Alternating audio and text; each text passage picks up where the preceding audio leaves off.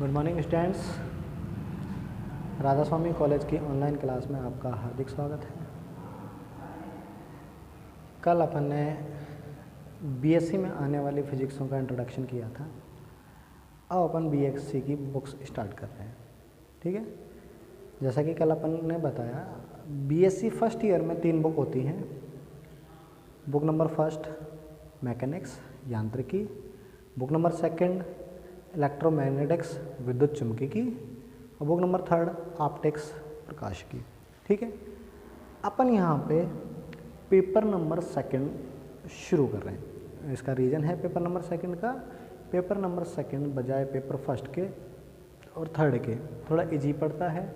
आप 12वीं पास करके आए हो, पेपर नंबर सेकंड में मैक्सिमम पोर्शन जो है वो अपने कौन सी का है, 12वीं क्लास का है, इसलिए अपन पेपर नंबर सेकंड शुरू कर रहे हैं। ठीक है,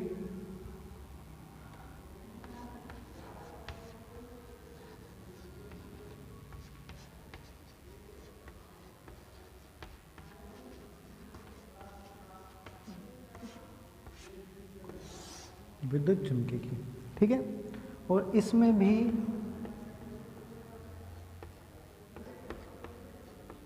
यूनिट फर्स्ट ये चीज़ और बता दें, अपन जो 12th क्लास पास किए हैं वहाँ पर चला करते हैं first chapters, chapter first, chapter second, chapter third, chapter fourth, इस तरीके से। हमारे यहाँ जो अपन सिलेबस है, ब्रज यूनिवर्सिटी का सिलेबस अपना लगता है। हर यूनिवर्सिटी का अपना अपना थोड़ा थोड़ा सिलेबस होता है। तो यहाँ जो चलती हैं वो चलती हैं यूनिट्स। ठीक है, इकाई चलती हैं। बीएससी फर्स्ट ईयर में हर बुक में 4 यूनिट दे रखी हैं। हालांकि वो आपको चैप्टर रूप में मिलेंगे, लेकिन अपन सिलेबस के अकॉर्डिंग पढ़ेंगे, अपन बुक के अकॉर्डिंग नहीं पढ़ेंगे। ठीक है, और वो हैं हमारी यूनिट्स कहलाती हैं। अब जैसा कि आप जान रहे हो, अपन ने 33 मार्क्स का बताया था पेपर। 33 मार्क्स में 4 यूनिट होती हैं, और 4 यूनिट में से 1 यूनिट के जो बट में आता है अपना कितना, डिवाइडेड बाई 4 कर दीजिए। 8.5 8.2 जो आप बोलना चाहो वो कह सकते हो, लगभग अपना 8 सवा 8 नंबर की यूनिट आती है। ठीक है, तो यूनिट नंबर फर्स्ट जो है उसका नाम है क्षेत्र। जो यूनिट नंबर हमारी फर्स्ट है उसका नाम क्या है, क्षेत्र।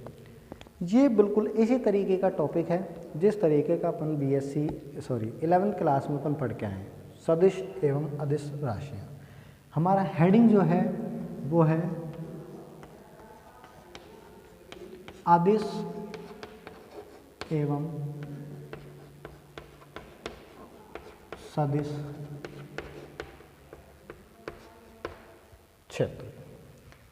अपनी जो हेडिंग है वो क्या है, अदिश एवं सदिश क्षेत्र। और इसमें भी अपन सबसे पहले एक बार कॉमन तरीके से परिभाषित करेंगे, फिर अपन अदिश क्षेत्र को परिभाषित करेंगे, फिर अपन सदिश क्षेत्र को परिभाषित करेंगे। जिस तरीके से अदिश एवं सदिश राशियाँ होती हैं, ऐसे ही क्षेत्र होते हैं। अदिश राशियाँ क्या होती हैं, वे राशियाँ जिनके केवल और केवल परिमाण ज्ञात हो, जिनकी दिशा ज्ञात नहीं होती, क्या कहलाती हैं, अदिश राशियाँ कहलाती हैं। ठीक है, तथा वे राशियाँ जिनके जिनके परिमाण एवं दिशा दोनों ही ज्ञात होती हैं, वो क्या कहलाती हैं, सदिश राशियाँ कहलाती हैं। हम यहाँ पर बात कर रहे हैं सदिश राशियों की। खाली केवल इतना ही बोलना सदिश राशियों के बारे में, ये थोड़ा अधूरापन रहेगा। ठीक है, 11th में जो अपन पढ़ के आए वो केवल इतना ही पढ़ के आए थे कि वे राशियाँ जिनके परिमाण एवं दिशा दोनों ज्ञात होती हैं, क्या कहलाती है, सदिश राशियाँ कहलाती है। थोड़ा सा यहाँ पर अपन डिटेल में जाएंगे। हम यहाँ पर ये कहेंगे कि वे राशियाँ जिनके परिमाण एवं दिशा तो ज्ञात ही हों, साथ के साथ ये राशियाँ किस चीज़ का, क्रम विनिमय नियम का पालन करती हों, क्या कहलाती हैं, सदिश राशियाँ कहलाती हैं।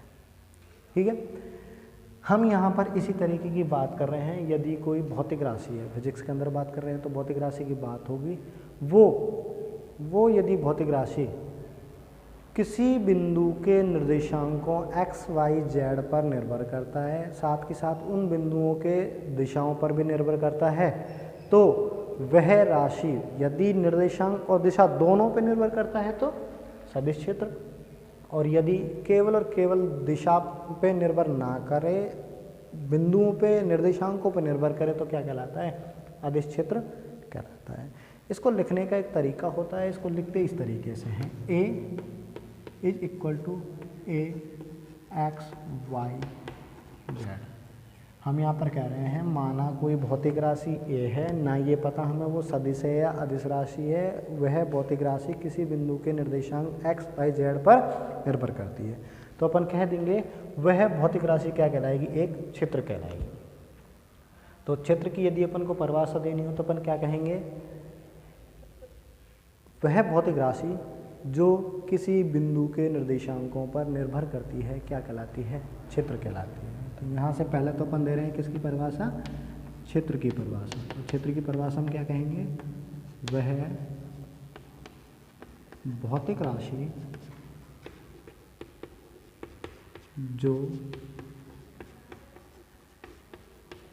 किसी बिंदु के निर्देशांकों x y z पर निर्भर करती है,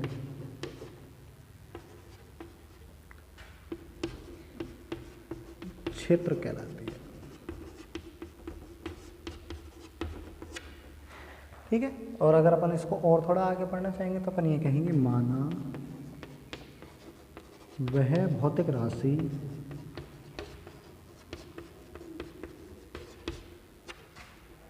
A है जो किसी बिंदु के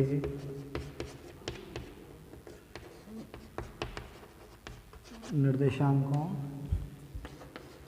x, y, z पर निर्भर करती है। सेम ऊपर जैसी ही बात है, तो क्या कह सकते हैं?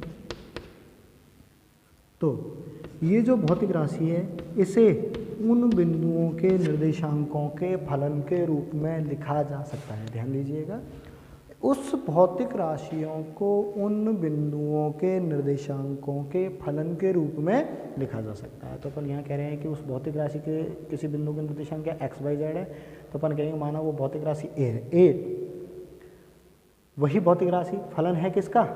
x y z का फलन है। इस तरीके से अपन कह सकते हैं। तो अपन कह सकते हैं A फलन है किसका? x y z का। ठीक है, ये तो हुआ केवल केवल क्षेत्र। यही के यहीं अपन बांट देंगे सदिश क्षेत्र एवं अदिश क्षेत्र में। तो इसलिए ये मैं पहले लिख दिया, ये अपन को क्या होगा बार बार जरूरत पड़ेगी। अब यदि अपन को यहाँ पे परिभाषित करना है अदिश क्षेत्र, तो अदिश क्षेत्र के लिए अपन कहेंगे वह भौतिक राशि जो किसी बिंदु के निर्देशांकों पर निर्भर करती है, दिशा पर नहीं। ये लाइन और आ जाएगी, क्या कहलाएगा? अदिश क्षेत्र कहलाती है। ठीक है, फिर अपन कहेंगे माना वो भौतिक राशि। अब की बार अपन एक इस तरीके की राशि लेंगे जो अपन को पता है ऑलवेज कैसी है? अदिश राशि है। जैसे कि फ्लक्स बोल लो, विभव बोल लो, जो अपन 12वीं क्लास में पढ़ के आए हैं वो क्या कहलाते हैं? फ्लक्स, विभव क्या कहलाते हैं? वो अदिश क्षेत्र कहलाते हैं। तो अपन ये लिख रहे हैं।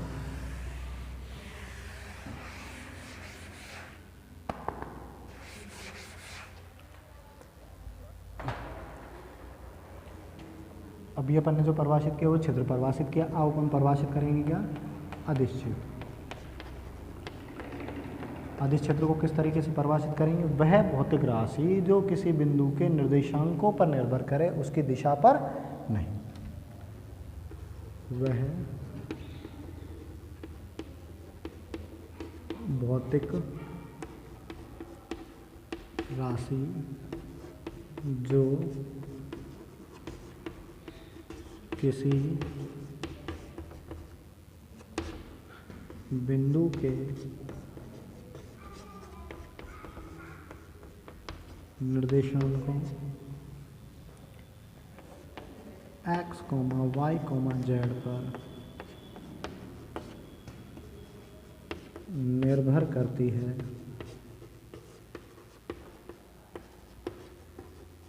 उनकी दिशा पर नहीं अदिश क्षेत्र कहलाती है। देखो लिखने का एक तरीका होता है, यहाँ अपन कह रहे हैं ए फलन है किसका, एक्स वाई और जेड का। इस तरीके से बोल रहे हैं कोई भी राशि है वो किसका फलन है, एक्स वाई जेड का। इस ए में, ये जो क्षेत्र के लिए परिभाषित किया उसकी बात हो, इस ए में सदिश भी है और इस ए में अदिश भी है, ठीक है। लेकिन अब अपन परिभाषित कर रहे हैं यहाँ पर अदिश क्षेत्र, तो अपन को इस तरीके की ही राशि लेनी पड़ेगी, इस तरीके का क्षेत्र लेना पड़ेगा जो अपन जानते हैं वो कैसा होता है, अदिश होता है। फ्लक्स, विभव, ठीक है। तो अपन यहाँ पर जो ले रहे हैं विभव क्षेत्र ले रहे हैं। लेकिन जैसे कि आप जानते हो अपन 12th क्लास में जो पढ़ के हैं, विभव को किससे रिप्रेजेंट करके आए हो आप, v से रिप्रेजेंट करते हुए आए हो। लेकिन हमारे यहाँ पूरी की पूरी किताब में विभव को फाई से रिप्रेजेंट कर रखा है, तो अपन क्या लिख सकते हैं, फाई। फलन है किसका, एक्स वाई और जेड का, क्या कहलाता है, विभव कहलाता है, विभव क्षेत्र, ठीक है। इसके साथ साथ अपन अदिश क्षेत्र के एग्जाम्पल लिखते हैं। कौन कौन से क्षेत्र ऐसे होंगे जो क्या कहलाएंगे, अदिश क्षेत्र कहलाएंगे। जैसे एक एग्जाम्पल तो यही हो गया विभव क्षेत्र। इसके अलावा अपन बात करें गुरुत्वीय क्षेत्र। इसके अलावा अपन बात करें ताप आदि जो हैं वो क्या कहलाते हैं, अदिश क्षेत्र कहलाते हैं। बात वही है हमारी जो हमारी 12वीं क्लास की थी, लेकिन 11वीं क्लास की थी, लेकिन थोड़ा सा उसको डिस्क्राइब कर दिया। डिस्क्राइब में एक शब्द बदल दिया, उसने शब्द क्या कह दिया, राशि के स्थान पर क्षेत्र लगा दिए। तो हर कोई राशि के बारे में बात नहीं कर रहे जो अदिश होती, केवल उनकी बात कर रहे हैं जिनको एक्स वाई जेड के फलन के रूप में लिखा जा सकता है, ठीक है।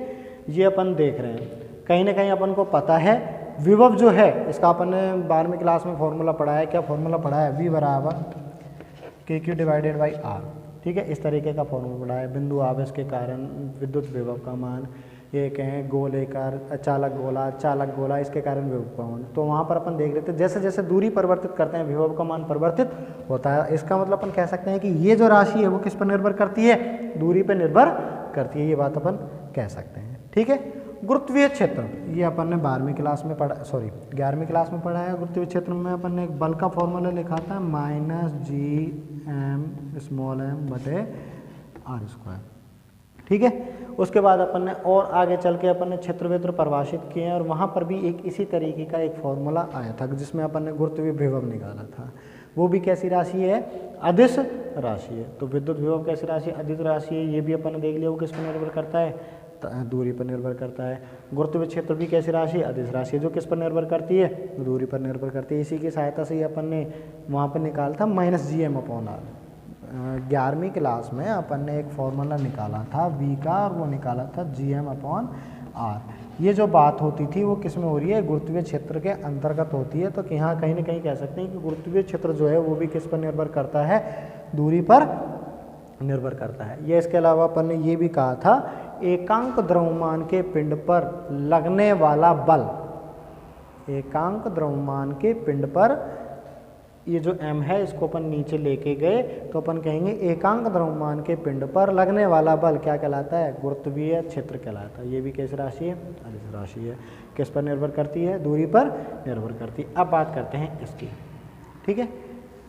इसके लिए एक एग्जाम्पल लेके चलते हैं और साथ के साथ ये भी चेक करते हैं कि ये दूरी पर निर्भर करता है नहीं। माना कोई रॉड है, ठीक है, और रॉड के एक सिरे को अपन क्या कर रहे हैं, गर्म कर रहे हैं।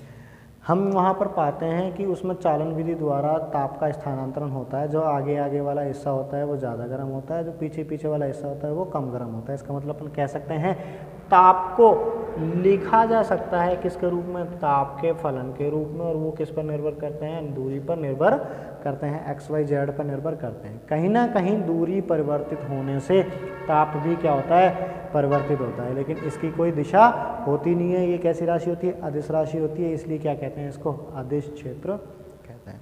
ये अपन ने कुछ एग्जाम्पल पढ़े हैं, ठीक है। और आगे बढ़ाते हैं अपने इस टॉपिक को।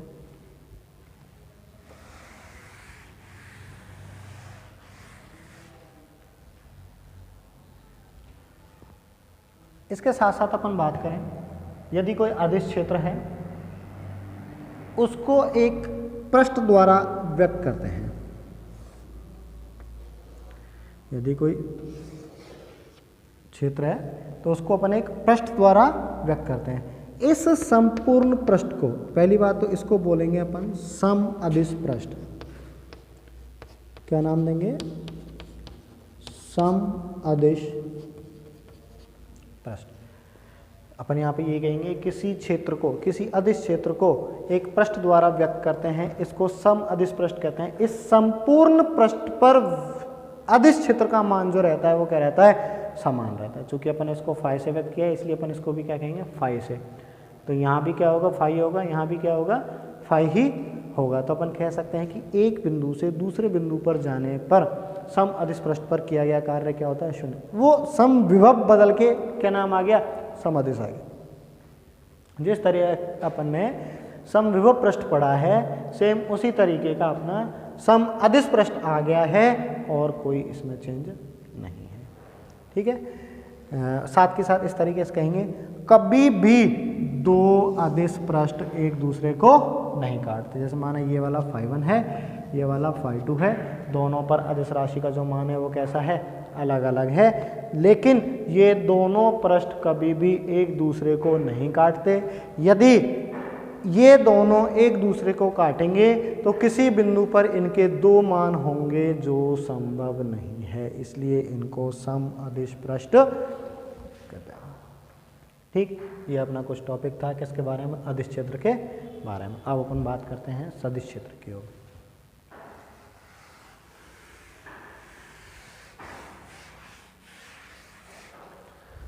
जब अपन को अदिश क्षेत्र की परिभाषा आ गई तो अपन सदिश क्षेत्र की परिभाषा दे सकते हैं, उसे देने में हमें कोई प्रॉब्लम नहीं आएगी। क्या होगी सदिश क्षेत्र की परिभाषा? वह क्षेत्र जो किसी बिंदु के निर्देशांकों के साथ साथ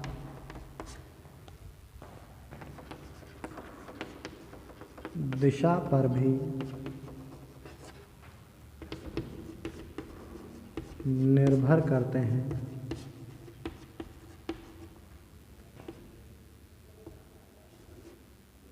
सदिश क्षेत्र कहलाते हैं।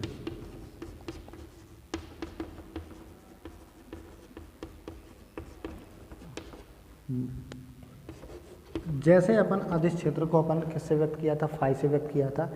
ऐसे ही सदिश क्षेत्र को जो है वो ए वेक्टर से व्यक्त किया जाएगा। क्योंकि देखो ये वाला जो अपन ने लिखा है ना, यहाँ भी ए लिखा है, इसमें सदिश भी हो सकता है अदिश भी हो सकता है। अपन ने इसके ऊपर चिन्ह नहीं लगाया था, यहाँ चिन्ह जरूर लगा के चलोगे तो ये किस में होगा? ए वेक्टर होगा। ए वेक्टर लाइक एज इस तरीके से है जैसे ई वेक्टर है, बी वेक्टर है, ये आप जानते हो। ई वेक्टर भी कैसी राशि? एक सदिश राशि, और बी वेक्टर भी कैसी राशि? एक सदिश राशि। ऐसे ही अपन किसको लिख रहे हैं? ए वेक्टर। ए वेक्टर फलन है किस किस का? एक्स का, वाई का और जेड का।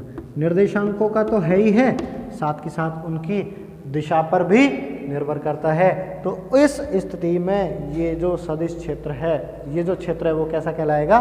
सदिश क्षेत्र कहलाएगा। वह क्षेत्र जो किसी बिंदु के निर्देशांकों के साथ साथ उनकी दिशा पर भी, अब देखो यहाँ जो अपन ने पिछले वाला लिखा था तो पिछले वाला अपन ने ऐसे लिखा था फाई फलन है किसका?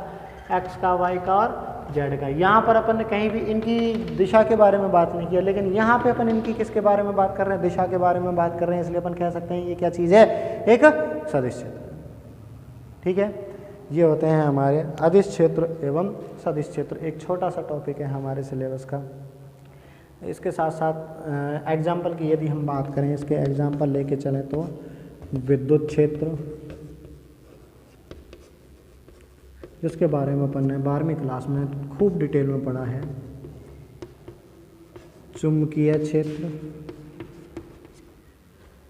इसके बारे में भी अपन ने 12वीं क्लास में खूब डिटेल में पढ़ा है। अपने 1 से 6 नंबर तक पार्ट जो है वो विद्युत क्षेत्र के ऊपर आधारित है, और 7 से 10 नंबर के पार्ट है वो 7 और 8 जो है वो चुंबकीय क्षेत्र, 9 और 10 वो विद्युत चुंबक दोनों के ऊपर आधारित हैं। ठीक है, ये दोनों प्रकार के जो क्षेत्र हैं वो किस पर निर्भर करते हैं? निर्देशांकों पर, दूरी पर तो निर्भर करते हैं, साथ के साथ उन दूरियों की दिशा पर भी निर्भर करते हैं। जैसे फॉर्मूले के लिए अपन ये ले लें, ई बराबर k q divided by r square, लेकिन इसको आपने वेक्टर के रूप में लिखा था और वेक्टर के रूप में जब इसमें क्या लिखा था, आर कैप जरूर लिखा था। और आर कैप यदि आप लिख रहे हो इसका मतलब क्या है, ये निर्देशांक दूरी पर तो निर्भर कर ही रहा है, साथ ही साथ दूरी की दिशा पर भी निर्भर कर रहा है, इसलिए इस प्रकार के क्षेत्र को क्या कहते हैं, सदिश क्षेत्र कहते हैं। तो ये हुए हमारा एक टॉपिक अपन ने पढ़ा है क्षेत्र। क्षेत्र उसे कहते हैं यदि कोई भौतिक राशि दूरी के परिवर्तन के साथ साथ परिवर्तित हो जाए तो वो क्या कहलाती है, क्षेत्र कहलाती है। ठीक है, इसके साथ साथ क्षेत्र दो प्रकार के होते हैं, अदिश क्षेत्र एवं सदिश क्षेत्र। राशि बदल के क्षेत्र में आ गया। अब अपन यहाँ पे संपूर्ण राशि को परिभाषित ना करके केवल किसको परिभाषित करेंगे, सदिश एवं अदिश क्षेत्र को परिभाषित करेंगे। तो अपन ये कहेंगे यदि कोई क्षेत्र दूरी के साथ साथ दिशा पर भी निर्भर करे तो सदिश, और केवल दूरी पर निर्भर करे तो क्या कहलाता है, अदिश क्षेत्र कहलाता है। ठीक है।